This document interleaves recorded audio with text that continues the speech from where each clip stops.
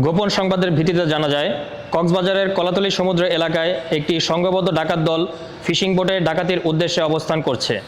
প্রাপ্ত তথ্যের ভিত্তিতে গত 9 জানুয়ারি 2026 তারিখ শুক্রবার রাত 11টায় সমুদ্রে টহলরত কোস্টগার্ড জাহাজ সবুজ বাংলা কর্তৃক উক্ত এলাকায় একটি বিশেষ অভিযান পরিচালনা করা হয়। এ সময় কোস্টগার্ড জাহাজ কর্তৃক বোট দুটিকে ধাওয়া করলে একটি বোট গতি বাড়িয়ে পালিয়ে যায় এবং অন্য একটি বোট হতে কোস্টগার্ড সদস্যদের দিকে গুলি ছুড়ে।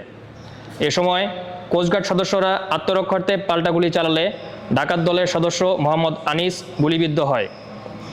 পরবর্তীতে কোস্টগার্ডের আভিযানিক দল ঘণ্টাব্যাপী বোটটিকে ধাওয়া করে আটক করতে সক্ষম হয়। আটককৃত বোটটিতে তল্লাশি চালিয়ে একটি দেশীয় আগ্নেয়াস্ত্র, 2 রাউন্ড তাজা কার্তুজ, 11টি দেশীয় অস্ত্রসহ 19 জন ডাকাত সদস্যকে আটক করা হয়। এ সময় আহত ডাকাত দলের সদস্যকে জীবিত উদ্ধার করে চিকিৎসা প্রদানের জন্য কক্সবাজার সদর হাসপাতালে প্রেরণ করা হয়।